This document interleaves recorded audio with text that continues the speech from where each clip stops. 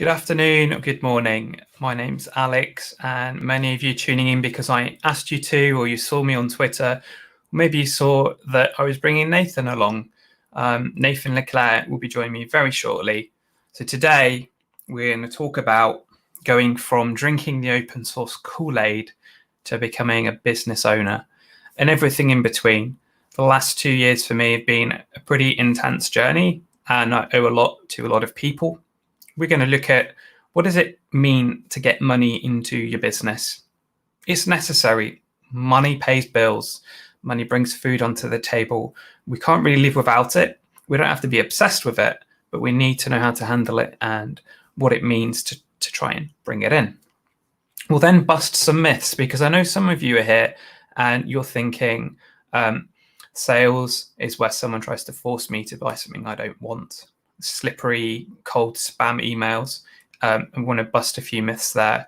And then we'll think about what is sales actually. It's a form of serving customers and people through products. Now, if you're watching live or catching up later, I hope you're going to enjoy it. But now I'm going to bring Nathan on and welcome him to the stream. Good morning, Nathan. Hey, how's it going, everyone? So we've got a few people in already and a comment. We have Arjit Das. Good evening in India. It must be getting pretty late there now. I'm sure we'll get a few more comments as we go on. So Nathan, I guess I know you from when you were working at Docker, but since then you've had a pretty interesting sort of history. You moved into Honeycomb, you started doing enterprise technical sales there, and actually that's already changed again. And so I thought, could you give us a quick overview of your history and how you've been involved in the community? Sure, yeah. So I joined Docker around 7 years ago. Before that, I was just kind of a random PHP JavaScript coder, working for big companies. We worked for like a kind of a little consulting shop. And at Docker, I joined as solutions engineer. So that job title can mean many different things, and my role did change a little bit over time. But part of what I did there was I had my first exposure to sales, the sales process. And so we did a variety of different things. That ultimately was a little bit more of kind of an evangelism role, because at the time the product and the things that actually brought in money for them later on were still shaping up. I ended up joining the engineering team, so working on open source. So I also saw that side of the house too for kind of my latter half of being at Docker. And then I joined Honeycomb and kind of did the reverse. I joined as an engineer, and then eventually everyone just loved me so much that they wanted me in front of customers selling the product. So I became sales engineer there as well. And in Honeycomb, it was much more tactical, and we were really bringing money in and kind of focusing on accounts, and more. It was a little more tangible. Yeah. And I just quit Honeycomb, so now on my own. And now I'm working on some. Well, I think congratulations are in order, because I know we had a chance to catch up one-to-one recently, and that actually you've already been busy. One of the things that I saw was your new ebook. If we click the right button, we can show everybody. Available on Gumroad. Tell us a bit about this. Yeah, so I had been kind of aware of Gumroad and just this idea of publishing stuff there and kind of trying to make some passive income for a while. And I had put together a rant basically in a GitHub gist originally for a Holberton student. A friend of mine from Docker started this coding academy called Holberton School. That's kind of meant to help people get involved in the tech industry. And so I had originally just written down all these thoughts about looking for an offer and kind of learning how to fit into that weird process of finding a tech job. And so I expanded that out into a full-blown book. So if everyone would like to go check it out, it is available there. And this is just kind of the first. Like, I have a bit of a problem of finishing things sometimes, so I just wanted to finish this, and I got it out there. Yes. And so, yep, it's out there on Gumroad if anyone would like to check it out. And so that was the first of hopefully many little projects and trying to make money online. I'm just looking at it. Get a CRM, leads, woo them and negotiate. This sounds like sales. Yeah, well, it is. It's kind of different than. It's not sales, is it? If you're applying for a job, how is that sales? Yeah, of course, you're always selling yourself constantly. About? Even when you have a job, I think you know this, you're just kind of egging me on. But yeah, of course, you're going to have to do selling every part of this way, right? So you need to convince everyone that you fit the need that they have. And one of the things that I wanted to include in this book is actually this interview stories there. Yes. And in sales, sort of proper pure sales where you're selling a product, and as well as in interviewing, you're going to have some wacky experiences and you're going to have some rejections, and you're not alone, right? A lot of what I think makes that kind of harsh and difficult is sometimes you're going through that struggle largely by yourself. And so anyway, in that book, I wanted to include a lot of just kind of my wacky and entertaining stories about things that happened when I was interviewing. Like at one point, I remember I interviewed for this company in San Jose. Well, they were in Mountain View, actually, Mountain View, and they had made an offer. We were negotiating the terms of the offer, so I had asked them, hey, I want more equity and more money, and they kind of originally said, okay, yes, like here's our counter proposal, and I think we'll settle on that. And I said, great. And myself and the founder of that company were actually going to go to a concert in San Francisco, but it turns out the founders actually had a miscommunication, and as we were riding on the train, they actually yanked the offer. So I ended up not getting that job, but it was sucks. actually for the best. Because that was sort of part of the series of events that led me to actually, get a job at Docker. So, yeah. That is interesting. You have to, I think anybody that's on the call now, if you're a business owner thinking about going independent or you're just working in a job and doing your best, everything is sales. And I think to begin with, I was turned off by the word. I thought sales was somebody emailing me, you've got them as well, I guess. We want to put this on your website. How much is it going to cost? We want a link from our great author. And it's like, that's got nothing to do with my job. Or we get the LinkedIn recruiter saying, Alex, principal developer at whatnot, we want to give you a junior 3-month contract writing PHP.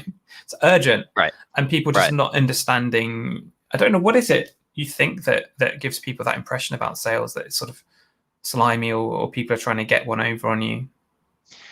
Well, I think there's a lot of dimensions that contribute to that. I think a big part of it is most people's experience of what is a salesperson is kind of the sleazy car salesman type of thing, where they take your keys and they use all these mind tricks on you to get you to try and buy a car that day. They don't treat you well. And so a lot of people's exposure is like that, or people who like sell Cutco door to door.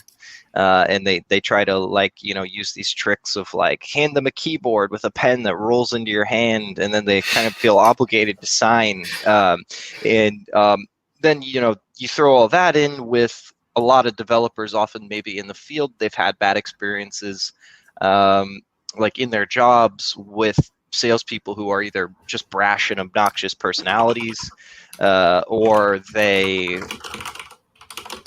contribute to this big mess of stuff that oftentimes stresses developers out, like excessively tight deadlines or something like that, because the salesperson's got to make a deal. And so I think a lot of developers in particular get a bad taste in their mouth because they kind of see, like we do all the work, we make the stuff, and then the salespeople just kind of come in and close these deals. And I think a really common misconception with developers is, like they just buy steak and wine for someone at, company X, and that's how these big contracts get signed. Do you think that that's too far from the truth? Because I remember the great sort of salespeople of Docker going around, like Aaron Husselage, and seeing him up at 11 o'clock with some VP from SUSE or somewhere, and they're both just smoking a cigar and knocking about. And it's like, is that sales? It's a good point. I mean, it would be naive to not recognize that that kind of thing goes on, but you Like don't have to do that. Major accounts, people literally before the pandemic would fly out somewhere to speak to somebody, or drive to their premises to sort of do an engagement. I think things have really changed. One thing that I've recognized this year, and I don't know if it's always been there, but I really became aware of what we call like an indie founder. They perhaps have this very niche idea. Let's take, I don't know, Docker, and just do builds for people and charge them $50 a month. And then they somehow manage to get $10,000, $20,000 per month coming in. And that's all they do. And I've become sort of increasingly aware of that kind of business. I think it works really well in a post-pandemic world. Yeah, well, there's a lot, actually, what you just said, there's a lot of different stuff to touch on. So one that I do want to make sure we cover is the idea of face-to-face. There's nothing quite like being face-to-face with someone and being in the same room with them to build rapport and comfort and to move that relationship and that deal forward. So, that's why that kind of stuff that you saw was happening. That's why salespeople always go to conferences, for instance. It's nothing quite like meeting someone in person to start building that bond with them. I remember when I was working as a consultant, we had one team in Ann Arbor, Michigan, and one team in Minneapolis. These were two engineering teams, and there was always conflict and tension because we had really never met these people in real life. And so, one of the theories as to why there was always conflict was they're just these other people who are wrong on the internet, right? Like they're just these other people on the other side of the screen. So we don't see what they're really like. We don't see their real life. We don't see their families. And so they're just kind of these other people on the other side of a screen. And so now enter the pandemic. Yeah. That shakes stuff up, right? And so I mean, you can't even see your family, let alone a prospect that you may or may not sign. Yeah, exactly. And so in some ways, if you had a big advantage in terms of being what would be called an outside salesperson, where you're going and hitting the road, and in person is where you really do well and you win with your sort of in-person charisma, the pandemic is terrible for you because this like kind of lever that you had is now gone. But I think that for most people, it's really opportunity. What is a lever? Oh, lever, as in like give me a big enough lever and I can move the world, right? What is leverage? I mean, we've chatted before, and some of your sound bites have been have challenged me, and I've actually wondered whether you've seen another sales rep, you've heard their call and thought, just going to tell the world so everyone knows, whether you've seen it in behavior in yourself and you've then sort of just shared it. But you said something, we mentioned it just earlier, didn't you? The first rule of being on a sales call is what? You're talking to a client first time. Oh, you want to shut up. Can you tell us where that came from when you tweeted that? Want to stop talking. Because you tweeted it more than once, and I was like, Oh, yeah. Yeah, so coming back to the idea of why do we find sales or salespeople kind of gross, right? One reason I think is that many of us have had an experience where this just kind of tone-deaf salesperson just spews stuff at you. Yeah. And you even kind of mentioned that, like recruiters who are just trying to sell you to join a company are approaching and they just kind of blast you with this, hey, Series A, blah, blah, we're creating the future of the world. You'd be an idiot not to work here. And like, why don't you ask me what I want, right? So anyway, there's kind of an old saying that as a salesperson, you have 2 ears and 1 mouth, and you should act accordingly. So you should be listening twice as much as you're talking. I love those sound bites. I don't know if it's just the way that I work, but it's the kind of thing I'll be listening to a video and I will write that down. And next time I'm on the call, I'll be playing that back in my head. And like you said, it was like I was on a call with a client. I was thinking, I'm talking and I'm talking a lot. Shut up. Yeah, that's and it great. helped. And I don't know if it was too far into the call, but it helped. yeah, there's a lot of stuff at play there. There's a lot of kind of reasons for that. So one is just courtesy, right? You want to not just be that cliche salesperson who's just like blasting them with kind of content. And there's a couple other like more subtle things at play too. So another thing is ultimately at the end of the day, to book a deal, you have to find kind of market equilibrium where you have something that's going to solve a pain that they have. That's what really gets it moving. And we can probably talk about this later. There's more to that, isn't there? I mean, Carlos is saying salesperson needs to listen more, try to be understand the client's problem. That is why he said that. Is he's a developer advocate at IBM/Red Hat, and he knows that more than anyone. And what I wonder is, do you, Carlos, think of yourself as a salesman? And if you don't, perhaps some of what we're talking about today, and also for some of the developers here, need to maybe think about maybe we are all sales people in some way. You said there needs to be a need, right? I think it starts earlier than that. If we sort of wind it slightly back to the sort of plan, open source Koolaid.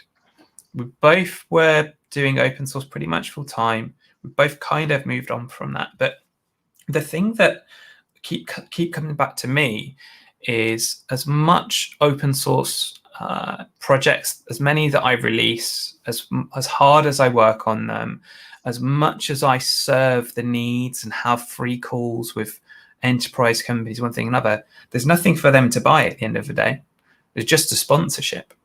And for so long, I thought that companies would just buy that because it was the right thing to do and they would benefit from it. And I just didn't find any way to get them to figure that out. And when I reflect on it, I think they knew the benefits, but it just didn't fit. I've been listening to Jim Rohn quite a lot. He's an old school businessman. He made many fortunes, lost some, made them back again. Very well known in sales. And he said, the way the seasons work is the way that a lot of other things work in life. So the summer always comes after the spring. The winter comes after the autumn. It's just the way it is. He said he didn't make up the rules. And if you're sat there asking why winter is cold and miserable, you're never going to get with the system and take advantage of it. He said, don't take that class about asking why. He said, figure out the system, how it's set up, and go with it. As soon as I started doing that in my business, instead of complaining that it was perpetually winter, open source work, nobody's paying, they're using it, they're abusing my time. It was like, started to get into the next season with it. And that's where a lot of this sales interest has come for me. One book, I'll mention it briefly, is Traction. I was very inspired at the beginning of it, where somebody basically said that they'd sold a product and then had about 2 million in the bank. That was their share. Bought a nice house, sat down and just figured out what they wanted to do next. He then obviously went on to write this book, but the main thing was DuckDuckGo. I'm sure if I'm saying it right, which is a pretty big business now. But I was so inspired by that you as an individual can just create that value. You can sell something and move on. And so, yeah, that was really inspirational. It taught me about getting leads and qualifying. What I didn't realize as an open source user is that all of my leads, if you like, these are people that might lead to a sale, weren't qualifying. They didn't have the money. They didn't have the authority to spend it. And in some instances, they didn't even have the need for the product, even though they were using it. And so just realizing that was so freeing for me to go from using it in production, Why won't you pay? Why don't you care? Poor me. To actually understanding they aren't a customer and I haven't got anything to sell them anyway. Yeah, there's a lot there. And I think that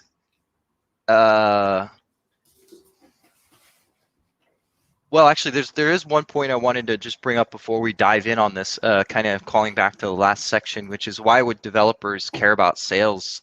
Obviously, they might want to sell themselves in the job market, but internally, in-house, you might need to sell something. So, for instance, maybe your team wants to barrel ahead with shipping new features, and you think that the team is sort of bleeding out and they need to spend a couple weeks on working on paying down tech debt and fixing bugs. You have to be able to sell that successfully in-house if you're going to get that time. And so sales can really help everyone. So that's something to keep in mind. But coming back to the item of open source, so I would sort of start with the fundamental tenets, or like, I'm a logic nerd, so the axioms. One of the axioms, I think, of business or sales for me is the checks aren't going to get signed, the money isn't going to get moved unless there is a pain that the customer has that you can solve. Being addressed. Right. That by paying you, you remove that pain for them. Right. Slack, for instance, just as one example, fixes the pain of not being able to talk to your teammates. Yeah. Having this mess of email that isn't well organized. Asana fixes the pain of not knowing what's in flight where and not being able to track things. And then, kind of the embarrassment of, oh, like this thing should have been scheduled and worked on, but nobody was following up on it. And so what then when coming into open source, let's say that what you're trying to sell is a sponsorship. What pain do you solve for them when they sponsor your open source project? I'll tell you what actually happened with this. I think people will be interested to know as well. But first of all, I want to say my next book is Guide to Winning Clients, Irresistible Consultant's Guide. What I learned from this, it talks all about upside down thinking. And that builds on what we've just said. It says that you don't reach out and think, what can I sell? I've got OpenFAS. If I make a SaaS, I could sell that. Maybe some people will buy that. It's what is the problem the client's encountering, like you just said? What is the need? Upside down thinking puts them first and makes it all about them. But then he goes on to one further and he says, yes, they need the need. But the second thing is they've got to have urgency. And if there's no urgency, they won't buy it. So you've got a quadrant. There's how much they need it and how urgent it is to them. And if you're in the top right, you're going to hit a home run probably. But if they need it, but they don't sense the urgency, and this would be something like, I need a hip replacement, or I need to get my car serviced, it's unlikely that they'll take timely action. And if there's the urgency, but they don't know they need it, again, that's trying to create a market. And that's what I was doing. I was trying to create a market and really struggling with it. Or I found people that it would make sense for them. Hi, Jeff. And he said, baller chat. And we've got to read the 4 steps to epiphany. So I'm going a bit long here, but I want to make the point. The chat room really is fuego. Thank you, everyone, for showing up and for talking. I'm loving this. I'm glad there's so much interest. Jeff. Jeff is here. It's great. So I'm loving these comments. Now, there was also the fact that I ended up quitting my job 2017, go and work at VMware on open source.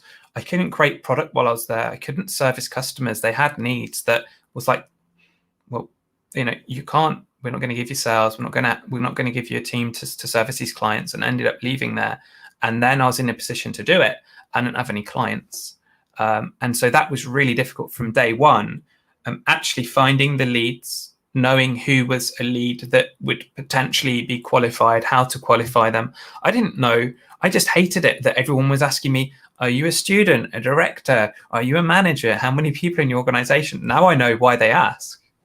Right. Yeah, exactly. And you see that tension out there where, for instance, a really common thing is you have these companies that have like a contact us button for their pricing. If you want to know how much it costs, you got to get on the phone with someone. I think, you could kind of hash out either side of that. And getting into the weeds or the details of that specific issue might be for kind of another day.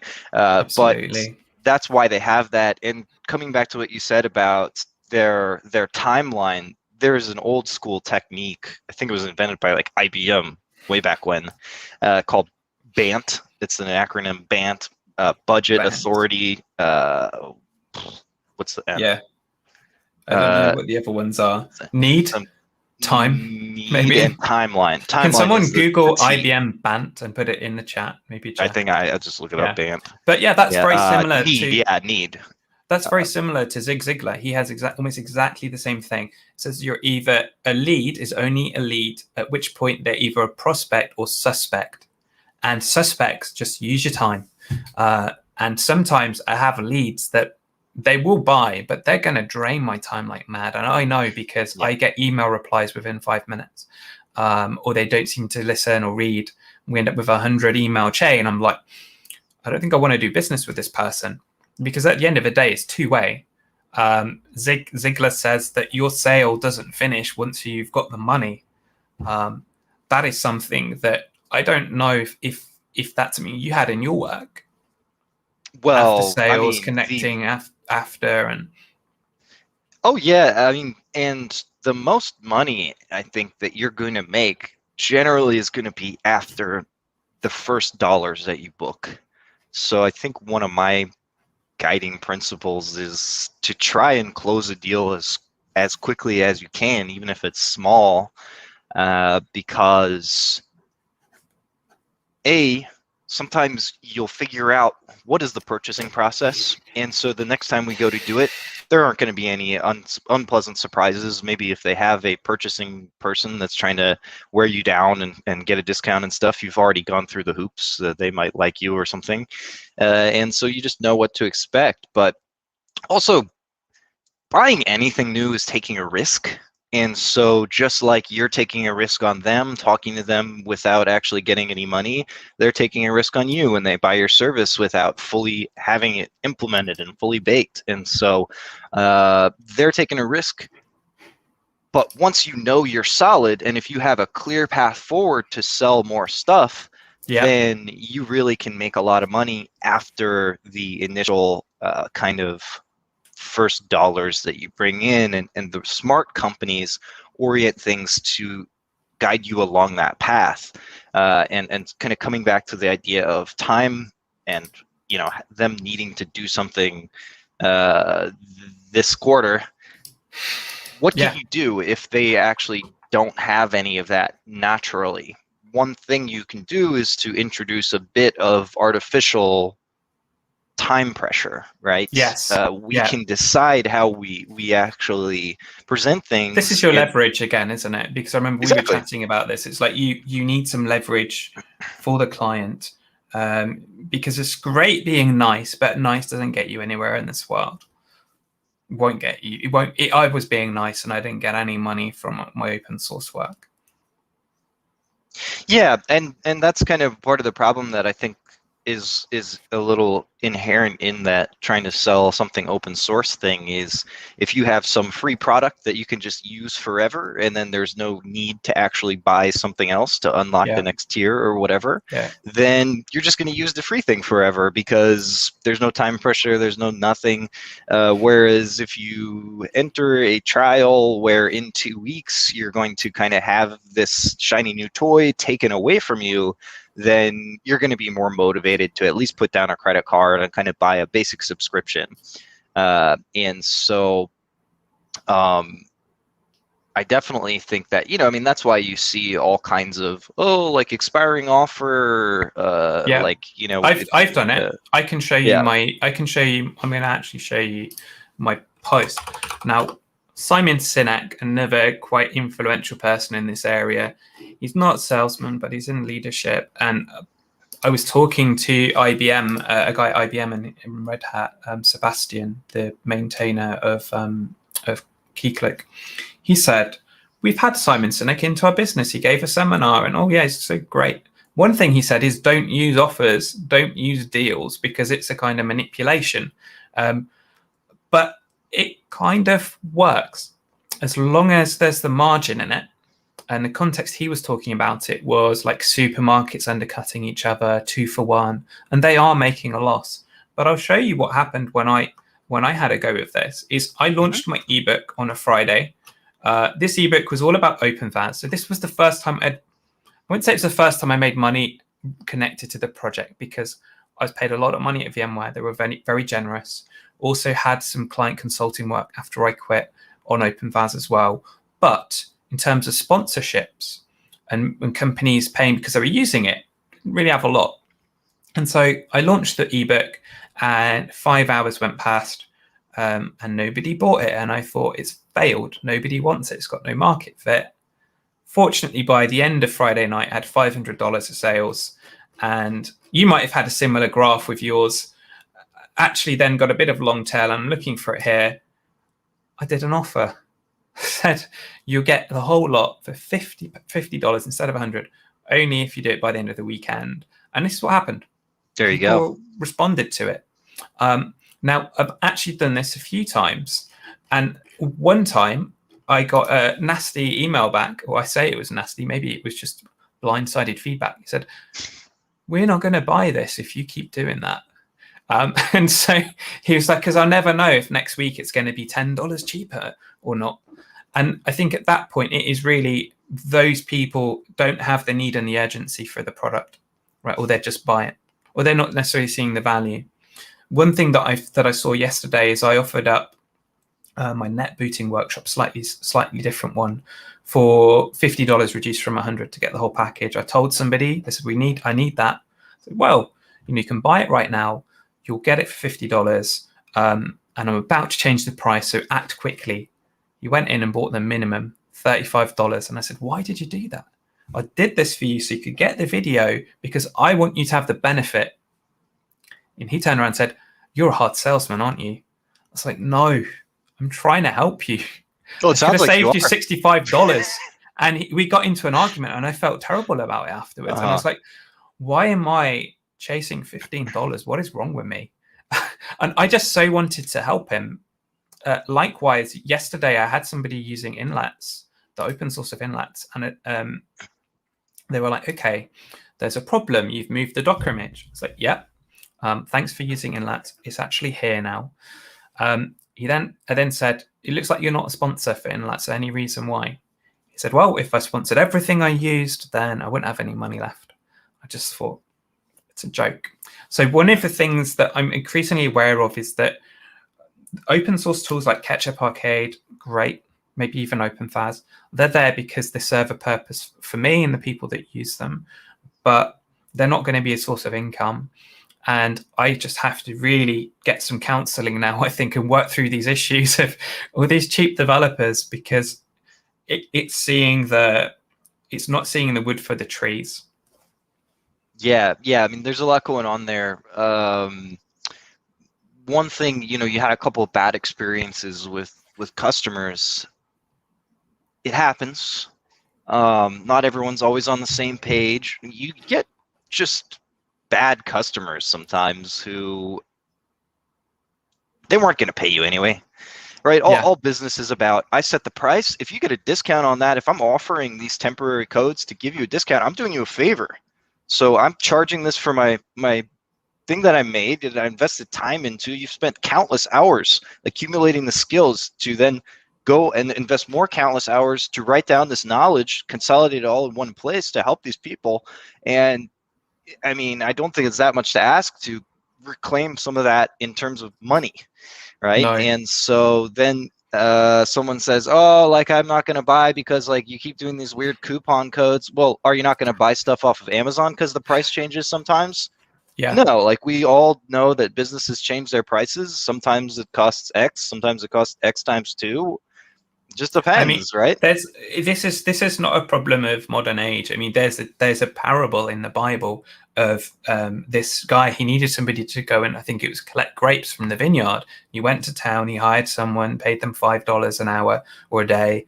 Then he went and hired someone else, paid them $10 a day. Hired the third person, and I think he paid him. I don't remember if it was more or less. Someone will correct me here. And basically, at the end of the day, he went and paid them all. And the one that was paid the least was really upset about it and angry. It's like, why did you pay me so much less than everyone else? He said, well, you agreed to work for this amount of money. Yeah. And I think in the same way, Right. it's like, it's the cost. You were happy to pay it. I've even done this to myself when I bought the Apple M1 Air, MacBook Air, because then they reduced it a few days later. Yeah. I mean, and no one likes that, right? You know, no one wants to be in that situation. And I think for me, if let's say someone buys, everyone's like kind of value of an individual buck is different, right? So that's one thing going on there too. Is that for me, like $30 might be like no problem. For someone else, it might be like, holy cow, you know, that's my extra spending money for the month. And so obviously, you know, it's money. Emotions will always get kind of high and running high. So that's one thing to keep in mind. But you know, I mean, I think for me, I want to have a good relationship with people. I want to help them. I want to make money in terms of like what I'm getting in exchange. And so if let's say I had an ebook that I was selling for $50. And someone buys it on Monday, and then on Tuesday and Wednesday, I decide to run a temporary promotion where I sell it for $35. Yeah, I get $15 pretty off. similar. Yeah. Well, if someone emails me and they bought the book on Monday and they say, hey, you know, they're nice and they say, hey, like I bought this book on Monday, but it kind of sucks that the day after, literally, you did this promotion. If it was tactically not that hard in the interest of having a good customer, then I would probably just give them the money, give them that $15 and because to be honest with you, Nathan, it is easier for me to refund them completely through Gumroad than it is to go in and calculate the $15. So I would, in that instance, I started off, I was like, my money, you tight little $15. And now I'm like, it happened with that guy. I was like, look, you know what? I'm just going to give you the upgrade for free. I went in, clicked a button, it was done. And that's what I should have done at the beginning. One thing that I have learned from these indie founders like Daniel Vasilo and the guy behind Tailwind, as they say, and I think that I've also read this from Zig Ziglar in Secrets of Closing the Sale. Do anything that your client asks you to do that is reasonable, even if you're going to take a loss because of the relationship. And so I've been trying to that the easiest dollars to make are the ones after the first ones that you close, right? So if the first time they buy something from you, they have a bad experience, you're screwing yourself out of, you know, all this kind of potential future income. Or, you know, like maybe they give you a bad reputation. That's right. That's all we have to go on is. So I think that, you know, I mean, you don't want to be a pushover. Part of, you know, being assertive about, look, I'm charging this much money, like that doesn't change around. If you want to get open fast gold or open SaaS or whatever it is, right, that comes next, then you got to pay. Okay, you know, like, I'm sorry if it seems too expensive, but we can help you, right? One of the jobs of a sales team is to help people who don't necessarily know how to purchase software to buy it, to work through kind of the organizational API, if you will, to buy software, because there's always a way. It's just most developers, most engineers don't know how to work the right kind of mechanics in-house to go buy software. That's right. And quite often that isn't a buyer. You know, I've talked about books and I was going to save these to the end, but I just want everyone that's here to sort of benefit from my experience as well. $1 Million Consulting by Alan Weiss. What he says is you can earn $1 million as an individual. Nathan, you could earn $1 million. I can earn $1 million. I'm not right now, but I can. And so can anyone else that's here per year through consulting. And the way you do that is by looking at it in terms of value. If a company, as a prospect I have right now, I'm not going to say who it is, they can't get VC funding for their next round. Why? Well, they're great at enterprise sales, actually have the revenue. This seems very backwards, but they need the free users. They don't know how to get developers. Now I do, and I can help them. So if I charge them $100,000 for a 1 month project that gets them their next round for $100 million, it's worth it to them. I might not charge them that much, maybe a bit too far, but who knows? I mean, it's not even 10%. And this is where developers really struggle to understand the value of a result or solving a problem that they can't solve. It's like, well, Mr. Prospect, I get it that you feel like you can solve this problem. Why haven't you done it already? How important is it to you? Can you see that our solution would help you solve this problem? Is this a problem you want to solve? Have you thought about when you want to solve it? It's like, we can help you today. And he says in his book, he says, you present the price and you stop talking. You don't apologize for it. Don't explain it. This is how much it is. Yeah. And you're always kind of engaged in sort of a poker game, if you will, with how much you bet or sort of invest in any given customer, whether you're getting on the phone with them a lot or you're kind of giving them some freebies so that hopefully they can move along. One of the things we sort of went back and forth on a lot at Honeycomb was, do we charge for POCs? So like when we're doing a really dedicated effort where people on our end are spending a lot of time helping these customers get set up because there was a lot of sort of technical stuff that we had to do, should we charge for that? And it really depends. Ultimately, it just depends on what you have going on, right? So if you've got 50 leads and you're slammed, then a quick way to sort out the best ones is who's going to pay for the POC, right? Yeah. Because if they won't buy something small now, then it's going to be that much harder to get them to buy more stuff later. And actually, Simon, that's a fantastic point. Devs think, oh, I did this and it was pretty easy for me. Then I'll just charge 20 bucks. Yeah. Something like that. But this could be invaluable. Right, this could be something that solves a problem that for them is worth $1,000. So you're charging $20, they would pay $1,000. And anyway, I have a friend that's got this problem. He started a business before me. He told me how much he earned. It was more money than I earned when I was at ADP, and I was like, maybe I can do this. And when I started out on the live, I surpassed his earnings within a couple of months.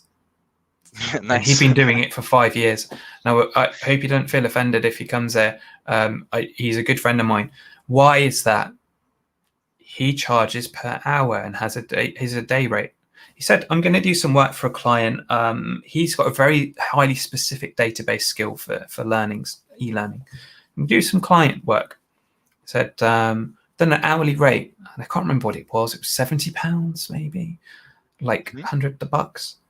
And I said, probably like half of what you could charge. Or how many hours have you charged? How many hours have you charged? How did you come up with that number? Did you just split your day rate by 8? And it kind of was that. I was like, dude, no, you're creating value for this client.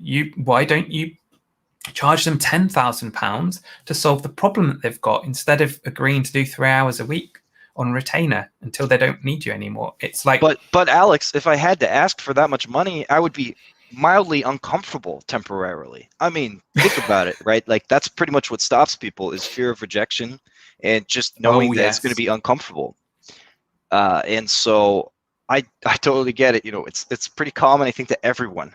Like few people are naturals at putting a large aggressive quote in front of someone and just feeling super confident. If you are, you might be one of those kind of Dunning-Kruger people where maybe you actually shouldn't be charging that much because you're actually overconfident. You're just like, yes, I have more than $1 million.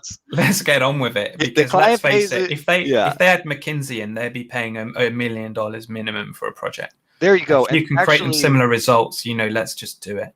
One of the things that developers, I think, really, really struggle with is that they really transpose their kind of personal spending and what would be a lot of money to them, not realizing that a business looks at things completely differently. Businesses when they have a problem they need fixed, are a lot more flexible or neutral in pricing than a household budgeting stuff out, where going from $60 to $80 on your grocery bill is meaningful, right? As a household, you watch that kind of stuff. As a business, if someone puts down 5K quote versus 20, well, 20K might be a bit of a jump, but 5K versus 7K, you're really not going to be balking at just that extra small, relatively speaking, amount of money. And it kind of depends on the business. But yeah, I think I lost you on audio there. I don't hear. I picked up a lot of wisdom from people in the community that have, some of them have gone on to become my clients. Packet or Equinix Metal is one of those. And Jacob said to me, he said, look, Alex, always charge minimum hours. If you're going to do hour-based pricing, and I don't think you should do, always do minimum of 10. Otherwise, it's not worth your time to create an invoice, go through procurement. So always do minimum. Now that I don't necessarily believe in doing hourly-based billing, maybe, or even days, but it was a good bit of advice, and that will possibly help somebody that's on here. The second thing he said is do t-shirt-based pricing. And I even asked him, like, we're going to do this work together. I don't know what you need. He said, can you just do t-shirts? I want a small, medium, and large. And pretty much most of the time, it's the medium that people would take. I sent it to him. He said, man, your large was a bit big. And I said, well, get with the brief. You told me you wanted these sizes. And the point was I wanted him to take medium. Small and large were options, but medium is what I wanted to do for them, and I thought would serve them best, right? And so you can make large a bit bigger, small a bit smaller. Right. Yeah. You know, and that is a common tactic. Actually, is and keep it simple, right? If you aren't really sure about what sort of a client's range is, right? Like I like poker, so I think about poker a lot, right? One of my idea in poker is ranges, like what does the other person have versus what do you have, and how do you bet accordingly with imperfect information. But if you know what a client's budget is and what they're willing to spend, usually you can just kind of put a quote in front of them for that. Yeah. Which I did. You know, I asked them, and we got a new sponsor for OpenFaz recently, and they needed some help with developer brand and sort of getting more awareness. I said, why do you need help? We just don't know how to do these things. Yeah. We want to know. And so I said, okay, great. You know, I'll help you with the strategy. That was option. That was a middle option. The bigger option was I'll do some implementation for you too, and some training for your team. And when you look at it, a firm like sort of consulting firms, and I'm speaking to Craig Boxall, and he kind of made me realize this is probably the kind of business I've started to develop, is you do strategy. You come in, you tell people how things are, you do a bit of analysis, you figure out the problem, and tell them what way to go, and maybe support them a little bit. Strategy, and then you have implementation and Accenture. Accenture come in and they implement the system for you. Simon Ems is here. He is an individual contractor, does a bit of strategy, but also a lot of implementation. He'll build the pipeline, he'll configure GitLab, he'll even support it for a little bit. And then you have other types where companies are just very directly within a single vertical. Maybe they do healthcare, maybe they do when you come in and you have to liquidate a company. You've probably sort of heard of that in the past as well. And yeah, it made me think, in my proposals, I need to be clear what is strategy and what is implementation, and have the balls to charge for strategy. Yeah, and know what it looks like to deliver it. Right. There's a lot there. Yeah. One thing is, you kind of are hitting on this, but I actually am a big fan of being aggressive with pricing, because low or high? Higher. Always higher. Good. Because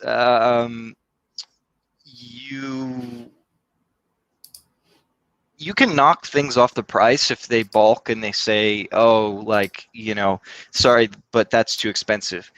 If you decide that, oh, it's too expensive, so we'll compromise on scope, right? We'll actually take off some of these items of things that you wanted me to do. And then, by the way, I think it's a really important point that you pointed out earlier.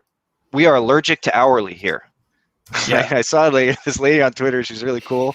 I saw her. Her name was like allergic to hourly, wasn't it? Yeah, exactly. Yeah. What's her name? Ari. I'll give Ari a shout out, I think is her name. Let's see if I can find her. And there it is. then Alert. Her handle is just allergic once to it had hourly. trended, she killed it by putting her services as the first reply to get maximum visibility. Right. So I just assume allergic to, as in like the letter to, hourly is her handle. If you want to go check her out, and she's really cool. But I mean, hourly, it has a lot of issues. We don't need to get into that too much on this call, I think. No. But We're busting myths here, aren't we? Anything that's worth doing is worth doing for a week. And one thing I encourage everyone who's listening in, and even me and you, to think about is, when's the last time that a client or a customer pushed back and just said, that's too expensive, versus how often do they just pay? Yeah. Because if they just pay, you're leaving money on the table. You are, and it's your business. You need to make more money. Like, you're doing good things in the I have world. that within Let's Pro at the moment. Like, there was a company that emailed me, and they were like, they bought them just over the minimum, and they were so appreciative. They emailed me. They wanted to give a testimonial and a blog, and the CEO emailed me directly, and I was like, yeah, maybe I need to start charging more for this. There you go. Well, let me tell you another story about finishing the sale, and as sort of you alluded to the after sales element of your job, but I did a proof of concept with a company. They bought the minimum package of inlets. They wanted 5 tunnels. We did a proof of concept and just supported them with Kubernetes, a bit of strategy, a bit of implementation, but mainly strategy, helped the team answer questions. Then I thought, you know what? I listened to Zig Ziglar. I was inspired. He said, sale didn't finish when you get the money. I just emailed them, said, can we have a call? See how things are going. We got an update. I learned a few things. But as well, I think it builds trust. And it shows that you're a professional, that you care about them, that you're thinking about them.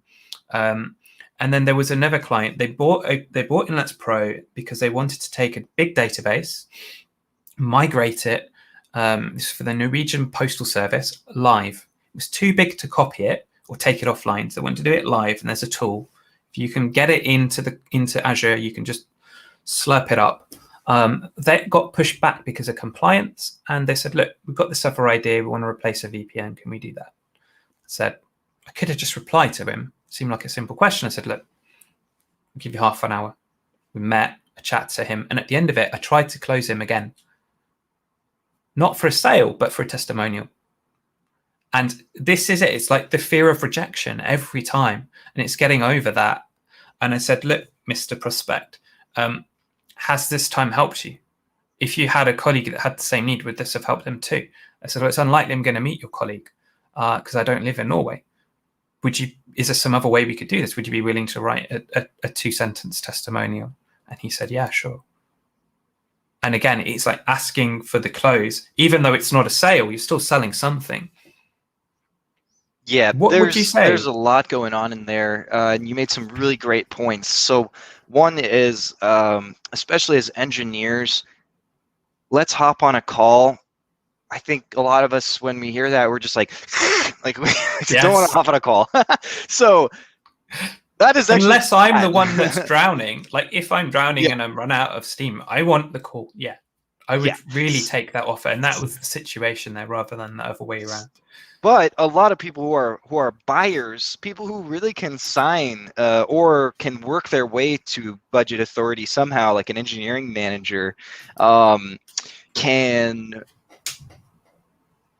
much more used to that. Their day is sliced up into these 30-minute chunks of meetings, and so it's just so natural for them to hop on a call.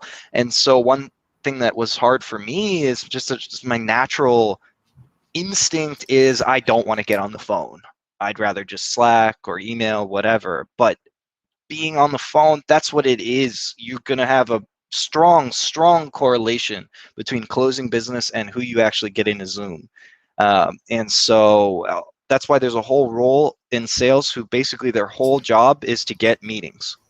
SDRs or sales development representatives, they're kind of the folks that just go and grind out trying to prospect and get new leads, and usually they're paid on whether they get people on the phone for a meeting with a real salesperson, an account executive. So And this is all a world away from what I'm doing. I bought a book that Andy Randall from Kimvolk, they just got acquired by Microsoft. He suggested, and it was like how to implement a sales organization. And I read it, and I was like, get your product group to agree with your sales group, and all of this, and probably what you've gone through. And I was like, none of this applies to me. But what does apply to me is the basic principles: have integrity, listen, stop talking. Try and solve their problem if you can. Remember your value. Remember leverage, and the rest of it will usually look after itself. Right, and you let's see. You had another thing that you mentioned in that story that I wanted to touch on. Let's see. So I was thinking about you were talking with the customer, and so can you just repeat that one story that you were just telling? Yeah, give me a thread to pick up again. Well, let's see. What did I start going off on? I said, what was I talking about? Oh, yes. I remember now. You were talking about how you hopped on the call and you didn't close the deal, but you did. Well, the deal was a testimonial. The deal was closed. Right. Yeah. We'd paid, and I wasn't going to get any more money out of them. And at the end of it, he said to me, "Well, tell you what, I think we're going to need another 6 months of this." There you go. So you actually did make more. I said, I think we're going to need another 6 months. Can we do that? And I said, no, it's 12 months. I'm sorry. And he goes, well, can we just get one more tunnel if we need 6 and not 5? I said, no, I'm sorry. I said, look, I made a decision that the product wouldn't be apologizing for the quality of the product every time. I'd apologize for the price once. And that will explain the price once instead of having to keep apologizing for the quality. You can apologize for the price and for the product. Maybe not so much apologizing, but the price you can apologize for all the time. One of the good things that salespeople who are working in larger companies have going for them is that they can fall back a lot more on, hey, everything's out of my control. The price is the price. I can't go to my boss and sell this for less. My boss won't approve it. As an individual, they obviously know you can't just. If you're negotiating a job, like one trick that people use is they'll just say like, "Oh, sorry, my spouse said I can't accept a job for less." I had that. Much money. Yeah, I had that advice. Someone said, "Look, I need to go and ask my family.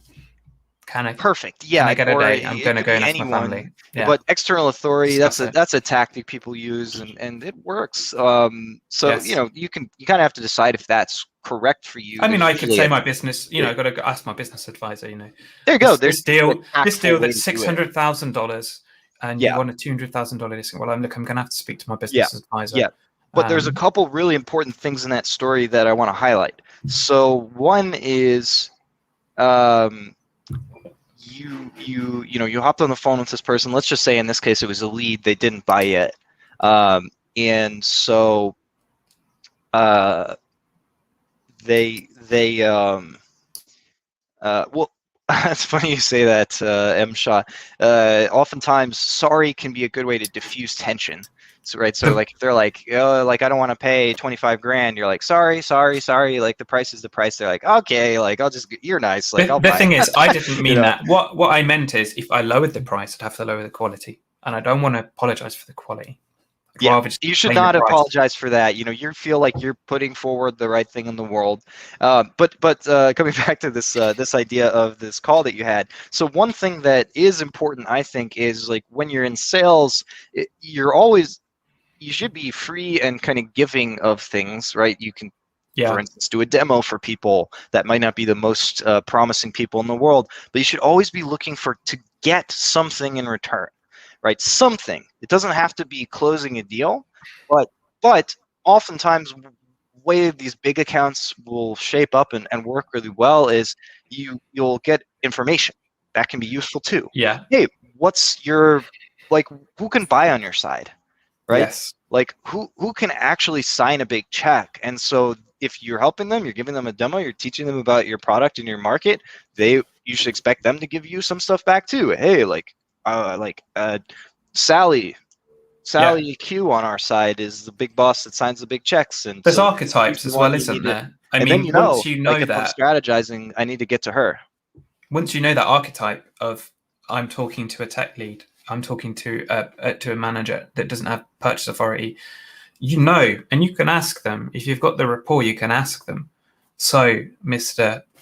Mr. Smith, is there anything else, or do you want the product? Are you ready? Ready to have the benefit product? Yep, totally. Okay, who do we need? Whose signature do we need? Well, that would be my boss, Barry. And I've been there a bunch of times, and I'll say, well, look, can we get a call? Can I get a call with Barry? And quite often, what I've had where sales has fallen through is I had somebody, and this happened, a lead from KubeCon. They were super excited. It was like a $200,000 deal, and we spec'd it out for a year's worth of technical content, probably priced too low actually. And then he took it to his CEO, and they said, why would we pay that amount of money? We could hire somebody for that. And it's like they didn't understand the value. And it's like, you could hire someone. If you made the wrong hire, they would cost you 2 times that amount to fire them. They also can't do what I can do. They don't have the standing or brand that I have. They don't have the reach and penetration. They don't even know how to do what you can't. But because I never spoke to the CEO and I didn't have that connection with them, it fell through. And, it took me a long time to let that one go. And similar happened with another company. It went to like a committee of execs. And they were like, we'll just hire someone for that. It's too much money. And now, especially through Alan Weiss, what he talks about in $1 Million, not consulting, but proposal, is you always want the economic buyer, if possible. Yeah.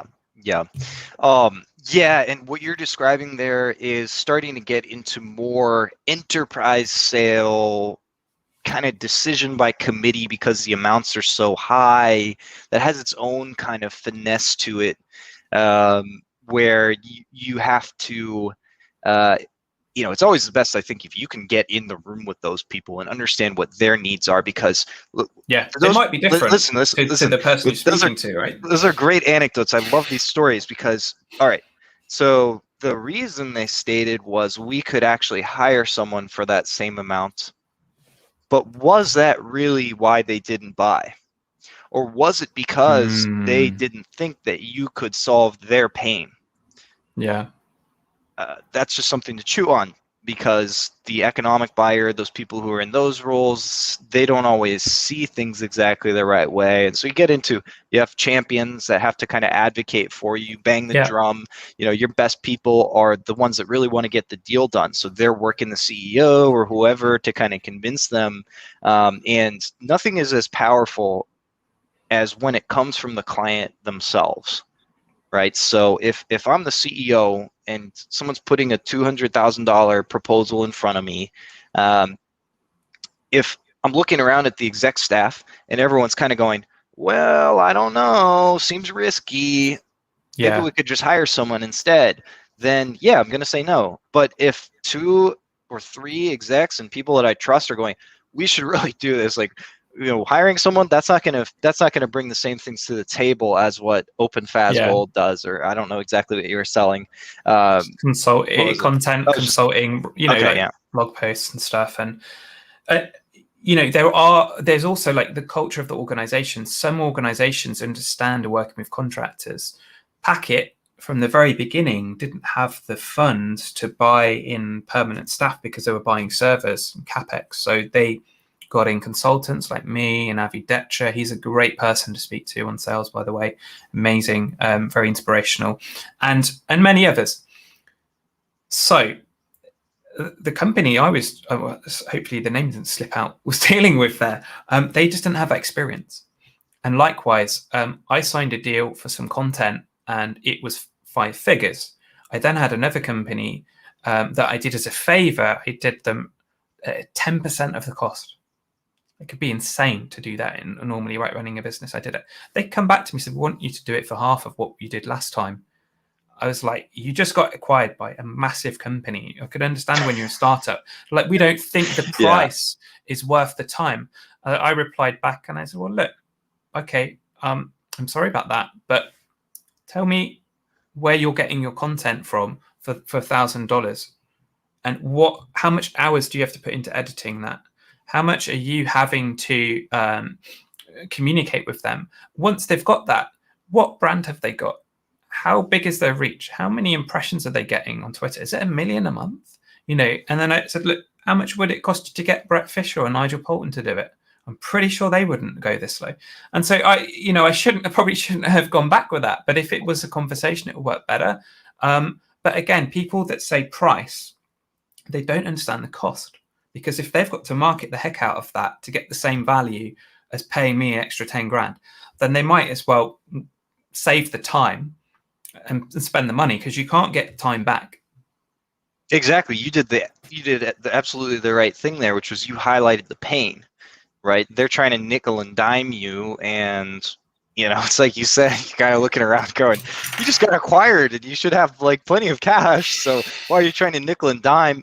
There's many reasons why that could be, and I think one part of successfully addressing that is figuring out why that's happening. You could have a manager, for instance, that thinks that they're going to get a promotion by cutting costs or something like that, and then you have to learn how to finesse that specific kind of individual and stuff. But you did the right thing. You highlighted the pain of the alternative, right? Yeah. Again, people are always between a rock and a hard place, where the rock is the pain that they currently have, and the hard place is paying you. And hopefully the rock is a lot worse. So, or else you're not going to close. So a couple questions in the chat that I want to highlight. So Yankee asks, how do you decide on the right amount? Yeah, let's move into that. So it is a bit of a dark art. There's no easy answers, frankly, and especially as the company grows. So if you have more people working on things, it can get trickier. Because everyone will have kind of different perspectives on what we should do. For instance, if you're someone who's motivated by adoption, you're kind of out of a direct sales role or something like that, you're going to want probably more people to adopt and maybe make it cheaper. What are we selling first of all? Putting that all aside, like let's just say it's one person show just selling. Let's say they're selling a software as a service product. What you charge is going to be based on what your customers will pay, preferably the maximum amount that your customers will pay.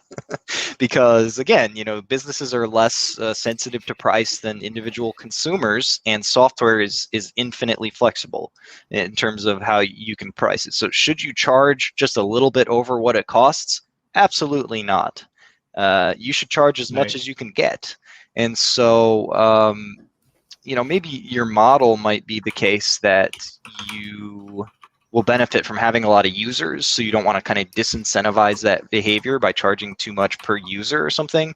But then you just got to look at other ways of pricing. But generally, the standard advice, I think, is to charge based on the value that you create. So at Honeycomb, we charged based on volume. I think that was a pretty good one, because you send more stuff in, you pay more. Like, that's how it works. And so there's lots of knobs and stuff, but based pricing, I think, can work for some companies, right? Because like you said earlier, you want to get your first dollar and dime, and then there's the ability to go for more. For something like Inlats Pro, I would basically be screwed if I did, for an enterprise product, if I did consumption based, because it's self-hosted, it didn't work. Right. One thing you got to ask, like, what's the value that they're getting out of this, and then how much is that worth? Exactly. Now, this book that I've got up on the page, this helped me immensely. It was last year, 2 years ago, I read this. It's by Neil Davidson at Redgate, and they obviously have a lot of tools around SQL and .NET. We've all probably bought a license for some of their stuff if we worked at the enterprise. Now, this is the pricing curve. Two things I wanted to cover that have helped me. You can see this graph okay, right? So you say charge as much as you can. If we think about the quantity of customers and how much we're charging, at some point, there's a sweet spot. And if we keep charging more, our amount of customers just gets lower and lower and lower until maybe you don't have any at all. And conversely, at the moment you start charging $1, again, same thing, as you lose some of the people that were only with you because they were freeloading. So a lot of the open source type of community. Being aware of this is something that helped me immensely, because it's an area that seems so mysterious. Yeah, and there's a lot of nuance there too. So like, one thing is, generally, if someone is going to pay a lot, you're going to expect to give them discounts, but you don't want to bake those in, right? So generally, like, let's say you do $1 million contract, you're going to charge them the book price of 1.4 million, and then you have this discount that will get them down to $1 million, which is what they actually are kind of looking to pay, because they're paying you so much money that, you know, it's kind of even though you don't have any of these economies of scale that usually would drive that if they were ordering 500 rubber bands from you or something like that, then it's still the same kind of idea of like, you buy more, like you just get a nice fat discount. It gets complicated if they have like a purchasing department, because those people will really try and get you negotiated down as much as possible. This is an experience I had recently that I can speak to. Is I had a company reach out. We'd done the POC. They bought 5 tunnels, and they were like, "We're thinking of buying in packs of 100 now. What discount can you do us?" And I literally spent probably 6 hours, maybe 10 hours in all total, including DMs to nice people like Mark Borstein, who is a great independent software developer at Tremolo Security, and sort of chatting with them and some of you guys, maybe even Simon. And then I followed up. Eventually they said, oh, well, you know, we think we might get to 50 in year 1, maybe 80 in year 2, 100 by year 3. And I thought, oh my goodness, I've just wasted all that time doing all these special calculations, a logarithmic scale. I might have even mentioned this to you, and goodness knows what else. And then I just come back with something really simple. You buy 50, you get this percentage off. Over 100, it's that percentage. That's it. We've offered it to this other client. Happy to offer it to you. Maybe I should have put a time constraint on it, going back to what you said earlier. But overcomplicating stuff is what engineers do. Sometimes I wish I was more of a salesman, less technical. That makes sense.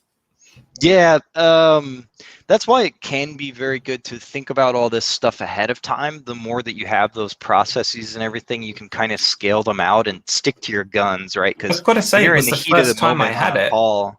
Yeah, you know, I'm so it's learning. hard to address that before you have that, and that can be kind of a good problem to have, that someone wants to buy so much from you that you're like, I don't even know how to price this. So that's good. I mean, I looked at the numbers you said, and Simon said about the developer head. I was like, you have 1,500 clients. That's like $600,000 a year. No sane company will pay me that. And so I was trying to aggressively discount as much as I could. And then in the end, it was like, we'll probably go to 50 within a year to 2. And so it was all kind of like, until you put a quote in front of them, you don't know. Like, you can also just straight up ask. And I've been very surprised. Yeah, what discount a lot do of you people want? Well, not even what discount, but what do you want to pay? So I think a lot of people would be very surprised about not just the information about their budget, but all sorts of things you can learn just by asking people, what do you want to pay? Like, well, what is your budget here? And it might be a little aggressive to get into that pretty early on. I personally am, I'd say, a fan, depending on who you're talking to, of starting to get to brass tacks on that pretty quickly. You want to know what range they're looking for. Can you make something happen here, right? Because if they're way off, it's going to be weird. But I mean, if we know roughly the volume, and again, this comes back to qualifying. Now, the thing that I learned, and I felt really sort of, I felt really bad reading Traction, because it talks all about the funnel, CRMs, collecting leads, following up, and phoning them. I was like, I don't want to have a week's worth of phoning people and doing meetings. I hate it. I want to do some work. And I found a way eventually, maker and manager schedule, like you were talking about, to allocate now, and it might not be the perfect plan. I might change it. Tuesdays, Thursdays are for clients. That's it. Unless I'm doing a work project with them. Tuesdays, Thursdays, anytime you can book in with me. Yeah, that works. I mean, it depends on how you want to structure it, but the day is for your clients, right? It's for your customers. And so as an independent person, you kind of have to face the reality. I think if you're going to sell software, that maybe from 9 to 5, you're on the phones, and from 6 to 12, you're coding. So sorry, everyone that wants to believe in sort of the 4-hour work week and you can just get something for nothing. But yeah, you're going to have to work, at least in the early days. You have to save the time for clients for when they're available during the work day. And you got to figure out how you're going to get everything else scheduled around that. I like that idea, to have a day of the week for it. Calendly is helpful because nobody's ever said, I can't meet on that day. If anything, they might book the next week. It's like, the illusion of choice, or plurality of choice. Meet with you on Tuesday or next Thursday. I've got some time open. Which do you prefer? Pretty much they Yeah, just book well, more. and That's it. it's really your problem if you think about it, because one of the guiding principles I think of sales is you want to get on the phone, get the proposal, get whatever as fast as possible, because time passing is the death of deals. Like Yeah. anything could happen to torpedo your deal the more time that passes. Your champion could leave. The budgets get shifted around. The Yeah. company gets reorged. They lay people off. Anything could happen. So the sooner you can get things moving, the better. That's the main force I think you're fighting against if you get a little bit loose, but you might also not have a choice if you're super No. independent, right? If all you do is sell, if you're working for a Well, larger company, let me give you you an have more example. flexibility. I've had prospects where I've been super responsive, get the responses back, put the document together for them, even if it takes me a day, get everything really fast, and then they take like 6 weeks to get back. At which point they want to move at lightning speed, and I'm like, nah. Yeah, of course. So it kind of works both ways, and I think you almost have to not take it personally and get that same energy back again. But I can't help as a developer as well from feeling like, well, look, guys, I worked my ass off on this, and then you've taken 6 weeks to talk to legal, and now you want me to reply within 2 days and close the deal, and now it's urgent. It's difficult not to be a human being. What's your advice for rejection and for that kind of thing and other stuff, if they poke holes at stuff, have objections? You mean what's my advice for dealing with rejection or dealing with clients kind of Well, pulling how do you that kind be of a weird human? stuff? How do you be a human in sales? Because there's so many strong emotions there, and if you dwelled on all of them, it would crush you. Yeah, it's really challenging. So I think that a lot of it is just kind of the standard advice of like, when you have a rejection, when you have an emotion, just let that feel all through your body. Just really embrace that emotion. You don't have to fight it. There's no, we don't have to beat ourselves up here for feeling bad and feeling shitty when we got rejected. Like, that's normal in humans. So just let that emotion really flow and like let it kind of run its course, because it's really normal to have those peaks and valleys emotionally. If you close a big deal, you're on top of the world. If you lose a big deal after working on it really hard, you're going to be crushed. And so that's one thing. I think having a supportive network of people, obviously like your family and your partner and that kind of thing, play into that, but you don't want to use them too much. Absolutely go to therapy if you're open to that. I think that like therapy can be a great tool. I also would suggest hiring a coach. I'm feeling a lot better now. Thanks because for of today. Like Nate the therapist is helping you. Is that what you're saying? Thanks for today. I've really enjoyed it. Just checks in the post. Just like hop on a webinar and Nate and Alex will talk through everything with you. Probably shouldn't do like actual therapy in public, but I do think one thing people might not think about. It's cathartic sort of sometimes, just saying, look, this is what happened, and I'll say it to Mark. And I've got a list of people here I just wanted to say.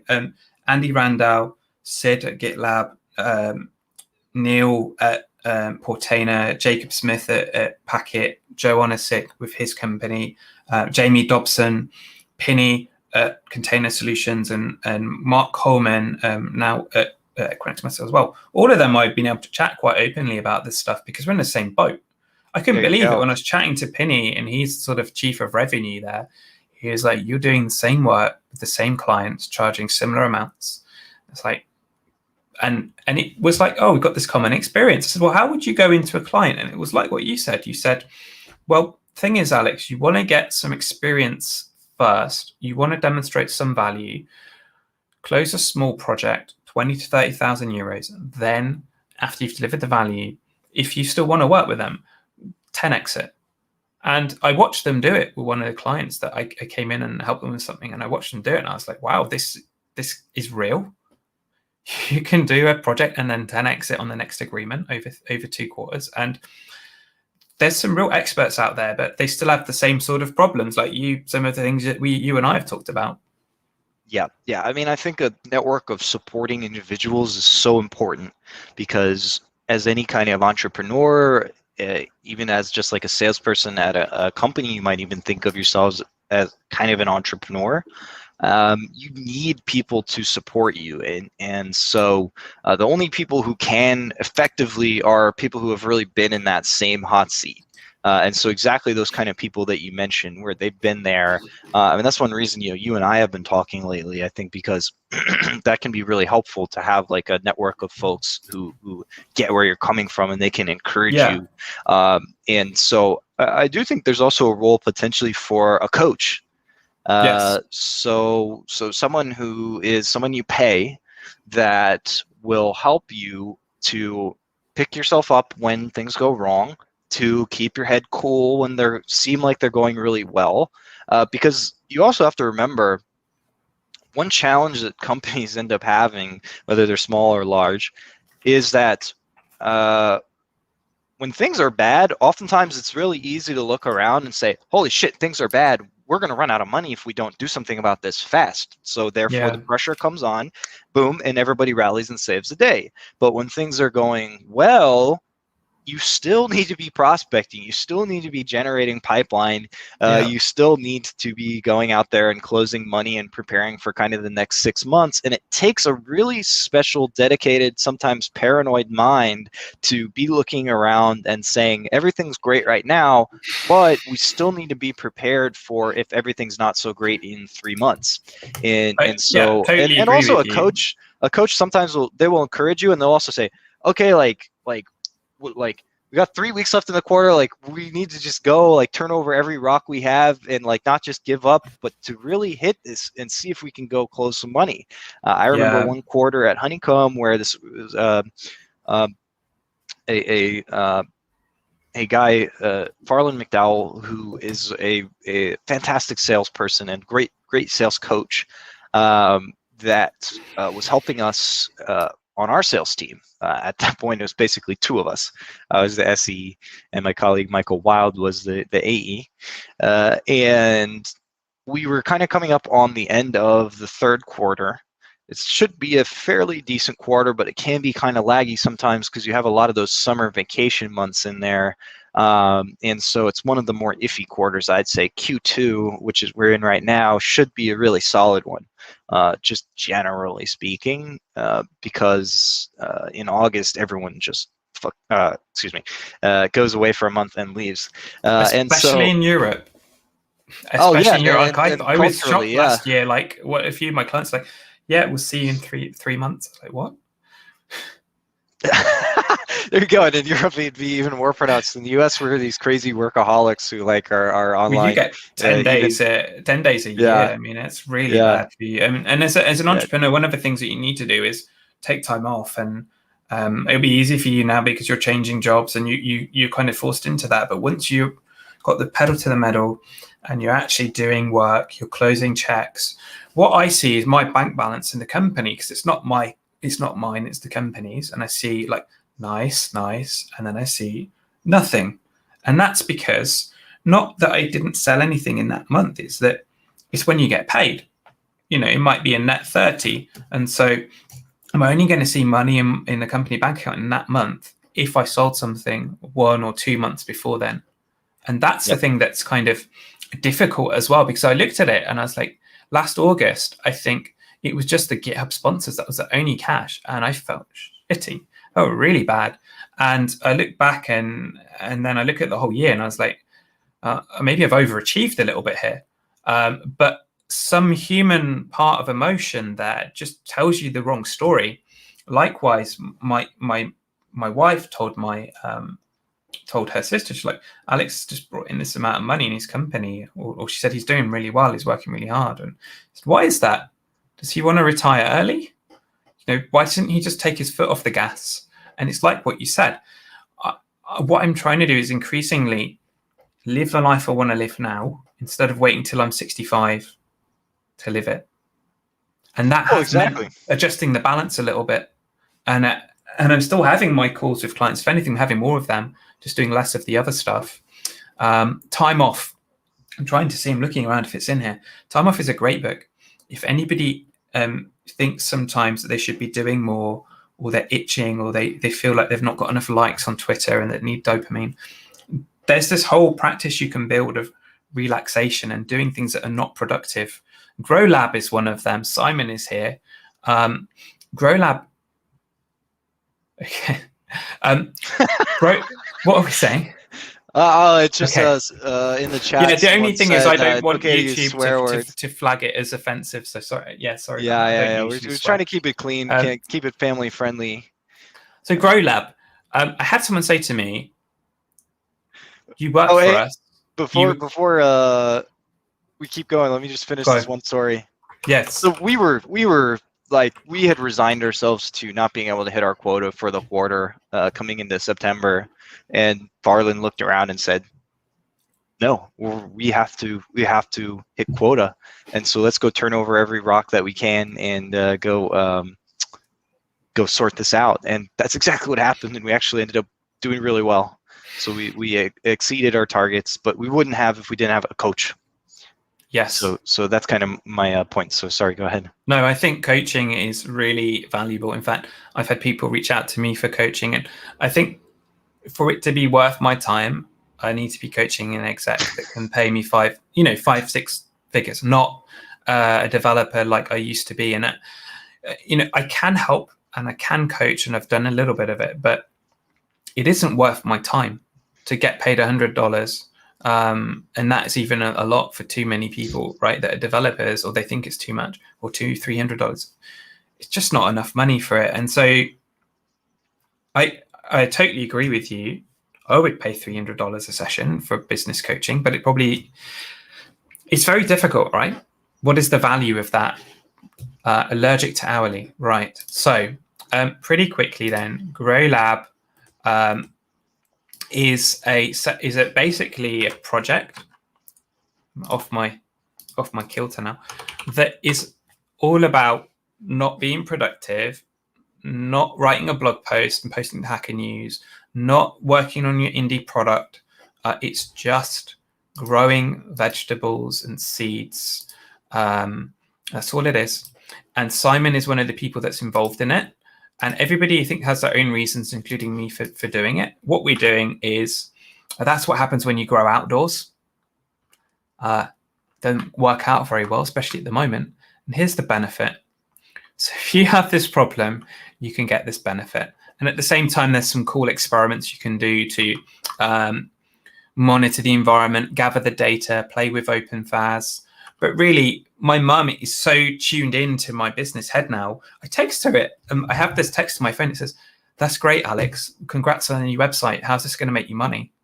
So I kind of have my business coach already. But it's totally not about that.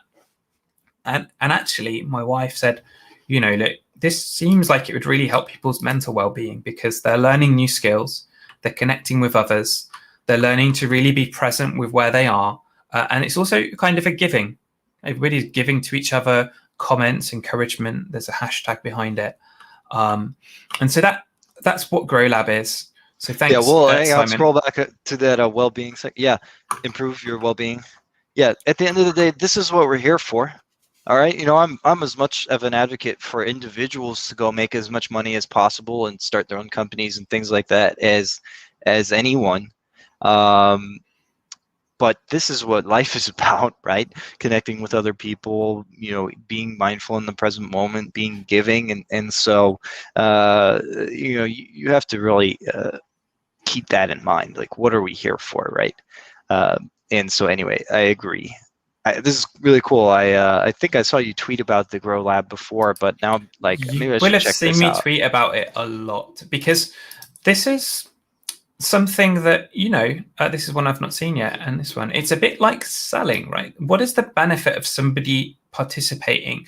And to some degree, social proof is what has really helped this project come off. And also early adopters like Simon, who's a friend, thank you, Simon, have got in there early, and Richard Gee, to show people what it is and to be able to put images out there, because we haven't got a lot of backing from Raspberry Pi or any big brands.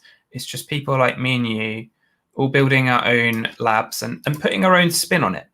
And I think it's just great. But it was disappointing in the beginning. I felt rejected by it. It was like, I'm doing this thing. I want everyone to participate. There's 2 other people. They're only doing it because I asked them and they happen to like it already. And it was just thinking about this. And I think the same way about my business now is it's a bit like the seasons. You plant the seeds, you water them, you wait. You don't plant the seed and the next day come and pick it up and check if it's germinated. That's having no faith. And with my business, it's taken me to 2021 to earn enough money to feel like I can go anywhere with this. Right. Well, and the best is yet to come. Right. I mean, we can work on this. I want to help you, make some good cash here. I appreciate it.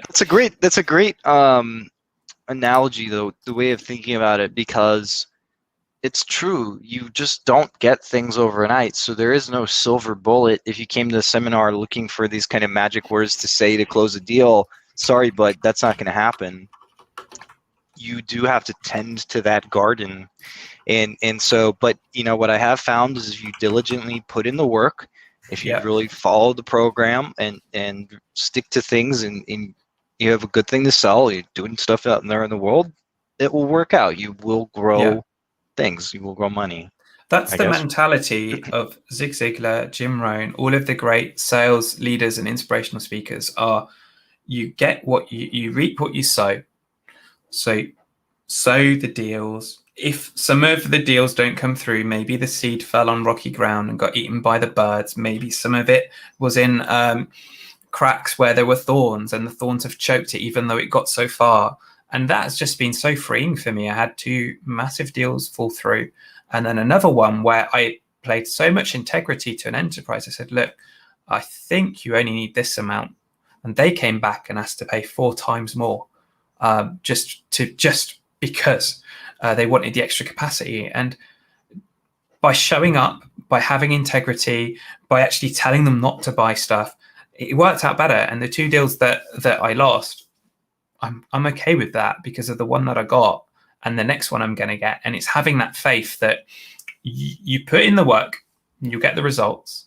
Yes, you've got to listen. Yes, you've got to learn, have a bit of market fit. But if you've got something to sell, if you know what you're doing, if it's of value to someone, solves a problem for them, is it urgent enough? Like you say, it works. Totally. Okay. Well, we got to 1.5 hours there, and we could probably go another 1.5 hours. But I think for everybody who wants their dinner, and for Nathan, that probably wants another coffee. I know. I need a little toast break. We should think about what are sort of our closing thoughts. One of my closing thoughts is thinking about life as setting goals, writing them down, being clear about what you want.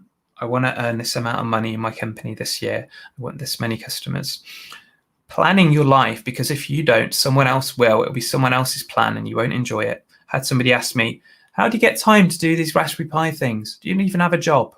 I said, well, look, I wake up in the morning and I'm so excited about that. I can't stop myself from doing it. And sometimes some of the work I'm doing for other clients, like, I can't believe I'm getting paid for this because I would do it for free. And at that point, you know that you're onto something. And so I'm sort of trying to design the life around that. And I think other people can as well. These aren't my ideas. I'm being very unoriginal, but very inspired. And I think that's what you got to do is show up, have the faith. It's going to be hard a lot of the time. Have your network. Chat to me, chat to Nathan. Love the comments today. It's been really great.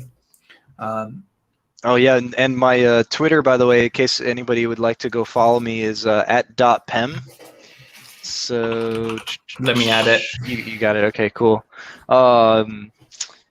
And that's exactly it, right? Like, I remember this quote from Arnold Schwarzenegger about how people would ask him, "How do you do it? How are you so disciplined? You're in the gym every day. What? How is that possible that you have this much, gusto to do what he did?" And he told them, I think, like, when people see me in the gym, I'm just smiling. Like, I'm constantly just like huge grin on my face because this is what I want to do. Like, this is what I'm here for. This is what I want to do. Yeah. Like, I'm self-actualized, and like the pain of pushing through that next plateau on like lifting weights or whatever it is, it's because I'm in alignment with what I really want to do. And so that's a big thing for me. And I also just, I hope this is the first of kind of many little things like this that we do, because I have a bit of a personal passion for, I want engineers to go make as much money as possible and claim as much value for what they create in the world for themselves, right? Yeah. So engineers really can do a lot. You have to learn to sell and market and kind of do things for yourself in that way. But I think that is the revolution in a way, is that software engineers who previously, I mean, I've heard them described as like, oh, like your engineering team, like that's mushrooms. Like you just put it in a dark room, like you throw shit on it, and then like if they grow, they grow. That's not good. Like engineers should be front and center starting companies. And so we've seen some of that, with startup scene. And I think it's just going to hopefully keep going. Like in the future, like everyone's, software engineers are going to have every job. You're going to have to be able to do software to keep up.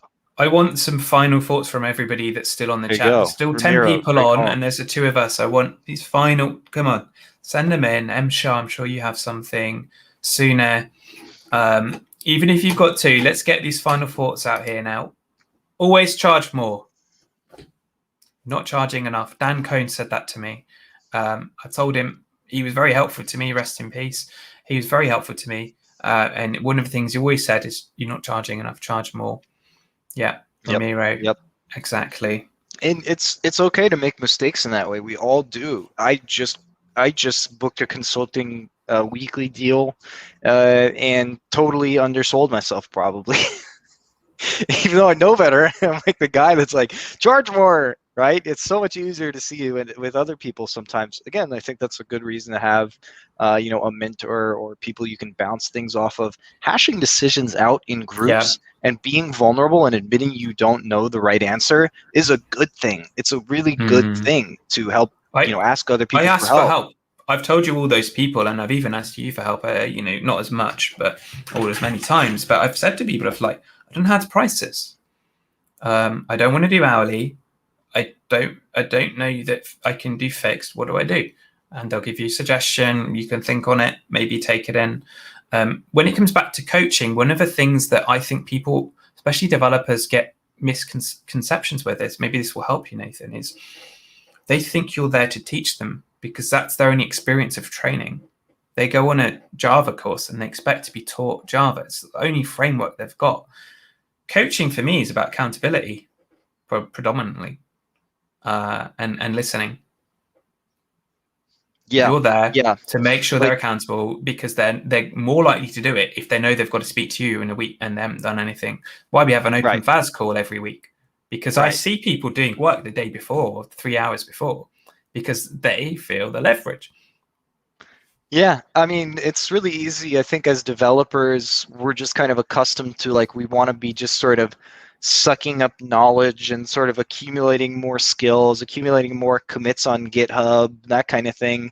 And it's really easy to overlook those aspects of, we even call it, like soft skills. Like that in itself suggests like devalued, like, oh, it's soft, like it's not hard. Yeah. But like it's really important. I like that.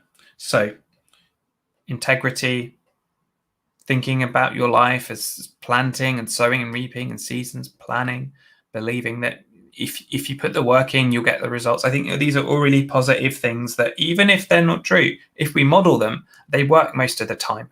And so, I really appreciate that. You've seen my books and inspirations. Just to sum up, Shard, traction. This will teach you the basics of marketing, but also sales and CRMs and qualifying leads. $1 Million consulting, giving all my secrets away here. It's just good for knowing that you can go and charge money and understanding value-based pricing. Closing the sale is one that I haven't really got very deep into, but I've listened to Zig, and you should go and listen to him later on YouTube. Pure gold. And then this book really helped me understand that it's about the client, not about what you can sell. So very early in your career, that would probably be very helpful. And then lastly, the introvert's edge is all about sales and selling and closing. And he tells you, like you told me, like, have the balls to go and close a deal. Yeah, ask for the business. Ask for right? the clothes, That's like ask one for the thing. business. As for the clothes, as for the business, I mean, one of the best interviews I ever did, I interviewed someone to come work at Honeycomb, and the only person that ever asked me, based on what you've seen, are you going to recommend to hire me, was this person. And Yeah. partially based on that, I was a strong recommend to hire, because you got to ask for the business. A bad salesperson will say, okay, buy whenever you're ready. Give me a call if you're like wanting to buy or something. Like, just try and close. Yeah. It's that fear of rejection that keeps people away from it. And I would have one other book tip for sales specifically. I got a lot of value out of a book called Fanatical Prospecting by Jeb Blount. And that really changed how I think about building out pipeline. And it also just has a lot of really good tactical tips for cold approaches or even warm Yes. approaches, where you kind of like have some interest. And that's almost like a whole topic for another seminar is marketing and building out pipe. But Yeah. Fanatical Prospecting, great book. Check that out. I'm going to put it on my Amazon wish list. I've had a bizarre thing happening this week. Have you seen that? I tweeted once about an Amazon wish list, had some of these types of books on there. Someone bought me one. I quote Nice. tweeted it. Someone bought me another one, quote tweeted it, and I've had like 5 deliveries in 5 days from Amazon Prime. And it's been so sweet. I mean, it's not a lot of money, but it's just the thought that counts. And I've just put on there, like, I want this marketing book because I'm not trained. I think it will help. And it's been really sweet. I've really appreciated that. And it does go to show you that what you put in, people, they value my contribution in different ways and just want to kind of pay it back a little. So, yeah. Yeah, well, that's spreading the love, I think, and that's a big part of what we do. You got to give to get, and so I hope people that tuned in today had a lot of good insights, and hopefully are going to go forth and crush it. And journal, write down the things that you're learning, apply them, carry them forward, adapt them. Hopefully, take some notes from what we've talked about today as well. And yeah, I think thanks everybody. We've still got a lot of people on. So I'm going to have to kick you out the front door now. So go and get your shoes and your coat. It's been great having you. And we'll see you on our next stream. I don't quite know what we'll be doing yet, but probably something technical again. Again, feel free to send me suggestions at Alex Ellis UK, or you know how to get hold of me. Once again, Nathan, I've really enjoyed having you here for the fireside chat. And we will close it off there. It's been great. All right. Enjoy your dinner time.